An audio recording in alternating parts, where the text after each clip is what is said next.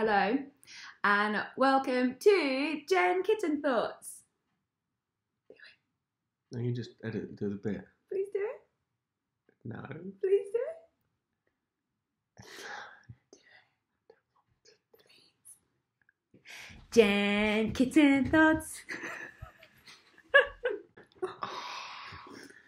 So, forgive us today. Did she just jump on you? Yeah. So, forgive us today if we seem a little bit distracted. It's because we are. We're at my parents' house and they've just got new kittens. Here's one. Oh, she's on my lap. That little kitten just pressed stop. She's very cute. Hello, baby. Come on. Look at the baby. So unimpressed. She's very interested about the new thing that's going on in her bedroom. She's a subscriber. Yeah, she is. But forgive the not looking great. He's doing all of that for us today. Today we are going to review Harry Potter and the Prisoner of Azkaban. Yay! Here's the poster. I'm going to eat my crumpet. You want to throw some things? I liked it. I've seen it before, but a very, very long time ago. So I thought you hadn't seen it. I thought I hadn't seen it either. There is another little kitten. He's a little bit more timid. He loves George more than me. So there's a little boy. He doesn't really. He does. Oh, he I was does. sitting next to his cat litter and he needed a shit. That was it. I don't think he would have shown you love for that. They don't care about who's near them when they have a shit when they're kittens. I know. Really hope that that's audible. I hope that you can hear her little chirrups. They're adorable. Little boy called Magoo and a little girl called Minnie. This is Magoo. Oh, you can hardly see him. This is him. He's a lot fluffier. Oh, he's so fluffy. Look at his little face. I'm literally in heaven. He looks massive, but he's really They're not. tiny. He's actually tiny. Oh, look. Oh. He loves it. Oh, there's a little cat. Oh, a little cat. Oh. The third one is where it all starts to get slightly dark, and they're teenagers, so they're kind of going through, oh, I'm getting buffed on the foot. Oh, kid. I'm getting scratched on the foot. Oh, are you about to bite my foot? No. This is going to be a really short edition because they're just so sweet. They're very distracting. Can you hear him purring?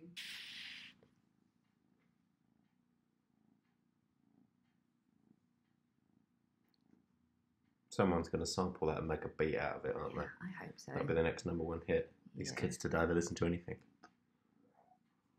I love how little boy kitten Magoo has chosen this moment to be really affectionate and friendly because he's a little bit scared, he's a little bit timid, so he's not shown much confidence. And today we're reviewing Prisoner of Azkaban. Apart from the first intro of is the Are you using your mouth? No. Is it Miss Trunchbull who plays? Yeah. She's I know. now doing an advert for Blue Cross. Yeah, she is. Yeah, it's the Trunchbull. Yeah. And she gets inflated. Spoiler. You've probably seen it. You should have seen it. You watch 1 and 2 so many times because people who haven't watched Harry Potter, they'll watch the first one and then they're like, well, the next one is a little bit more, adult. And then watch the second one and be like, oh, this isn't for me. Got to get to the third one. And then you see all the darkness and you see the real storyline start to unfold. And everything gets really, really interesting. Very clever. Very, as well. very clever. Really, really clever the way it's all been written. J.K. Rowling, her imagination is just so brilliant. And it really only starts to come into play from the third one onward. I cried in this one. This is becoming a theme and it's only the second movie review that I've cried in both of them, and yet I find it hard to cry when Harry thinks that it's his dad that sends the Patronus to save him and Sirius. He's so convinced that it's his dad, and when he eventually realises that it's not, it was actually him that did it, just something about the way that Daniel Radcliffe delivered the Expectum Patronum? Yeah, something like that. Expectum Patronum. I really felt it, and then the music was really, really beautiful, and I'd never really noticed it when I was younger, when I was a teenager. My generic cry face. I really felt his acting at that point because I don't really think Daniel Radcliffe is that good an actor, if I'm honest. No, I don't either. I don't know, it's a little bit forced, I think. It's not... Obviously, you know, he's done well and all the rest of it, but I think that... It's not bitterness, it's just fact. I know that the whole story of it being wizards and all that, I believe... But, like, Ron's a believable wizard, but I feel that Daniel Radcliffe is, like, acting. Yeah. It's not natural, and you see an actor and it's just you... Like Ron or... Hermione. Hermione. Emma Watson. Yeah, Emma Watson. But mind you, I think she's a little bit like that. Yeah, as well. she, especially when she was younger. I mean, she really developed into. So I've not seen the later. An actress. Exactly, she I've not develops seen the into an later actress. This is probably the first one where she slows down her lines and she'll just deliver it very, very quickly without any real thought about the words that she's delivering because she's a child. I'm being very harsh here. Because they're all teenagers at this point. She's really starting to actually act. She's far less annoying as Hermione in this one, despite being crazy. What's your cry face?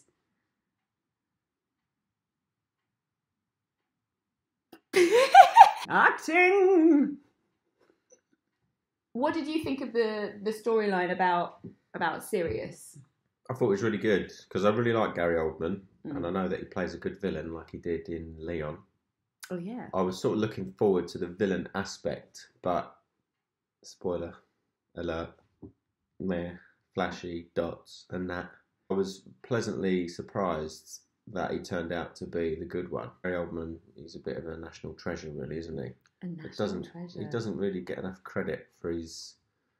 I mean, I know everybody knows who he is, but I feel as if you said one of your favourite actors, Gary Oldman wouldn't come to your mind. Not underrated, but undervalued. It's like music in a score that when it's really good, you don't notice it. Ease you into whatever the scene is, so you don't question whether it's real or not. He's like that. He's that kind of actor where you just like, yeah, well, you just believe it. But he pulled off that role so well, going from the villain to the good guy. Just wait until you see the next one. We've seen it before, so we knew that he's a goodie. Up until the point, really, where Peter Pettigrew, spoiler, transformed back into a human, you still don't know whether Sirius is evil or not. And Lupin, when Sirius and Lupin embrace for the first time, you really feel that betrayal. The dialogue that happens between them, the scripting is so good that it's really ambiguous.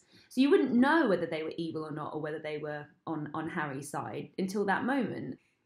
You are putting in so much today. I'm listening. Thanks. Well, I'm thinking about other things, but also trying to listen. I thought it was very clever the way they used the time thing as well. They basically time travelled. They done it in such a way that it was, again, believable. In Red Dwarf, I'm a big Red Dwarf fan as well. So I think it's called Future Echoes, that's it. So they're getting these bursts of time in random pockets, and then later on in the episode it plays again, but you understand it. And it's the same when they was throwing the stones. You think, where's that coming from? When Hermione was howling, you're like, where's that coming from? It obviously gets cleared up. And I think it was written very well. I think that they might have stole that from Red Dwarf. Must have been other people that have done it as well.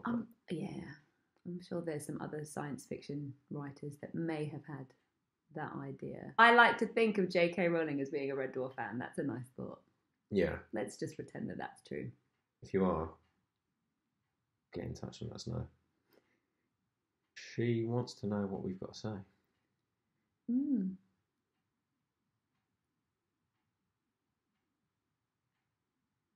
can actually hear the clock. Dumbledore, he knew as well, didn't he? Because he's such a legend. Because when they turned up, when the three come along, they was going to rub out that bird. Dumbledore. Pardon? Just think of the words that you just said. It sounds so dirty. Like execute the hippogriff. No, I could have done, but when you rub something out, you get rid of it. You rub something out. If I said rub off the bird, then you'd have a case for it being dirty. When they turned up to kill him, Dumbledore was basically distracting them. Yeah. So look at all that nice Yeah. shit. And then they you don't got away notice with that it. at first. Yeah, exactly. Yeah. Oh, fun fact.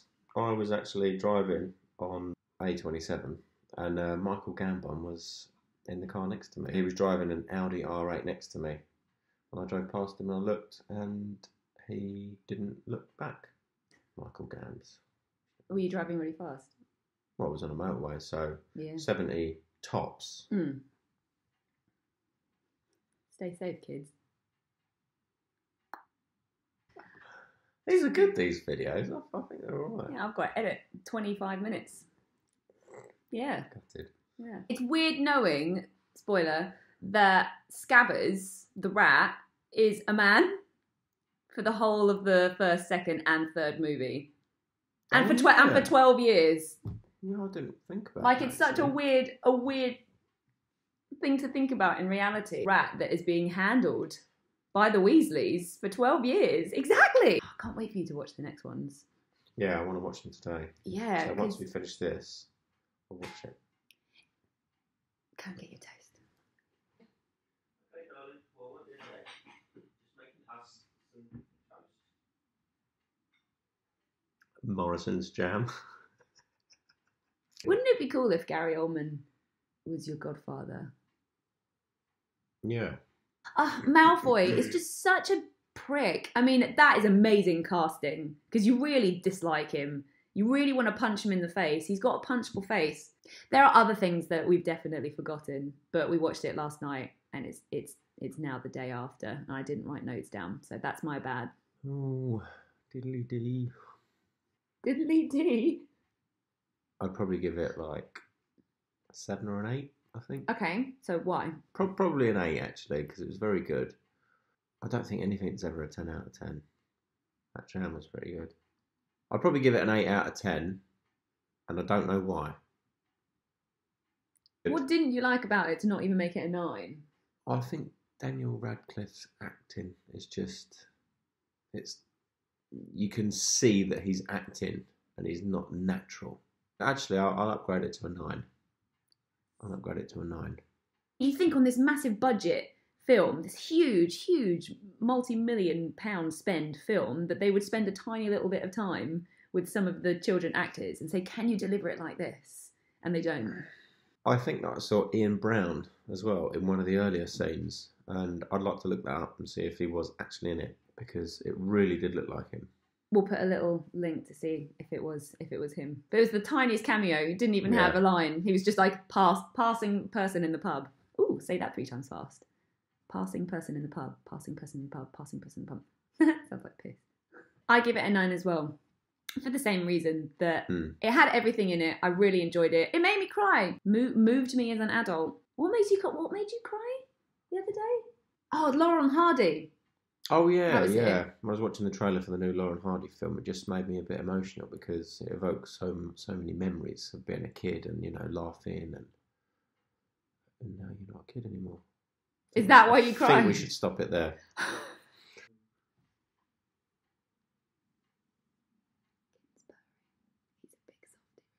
I hope you enjoyed this edition with George as well, giving up his busy schedule to appear in a video that I'm going to have to spend hours editing. I'm going to go and play with some kittens, so bye!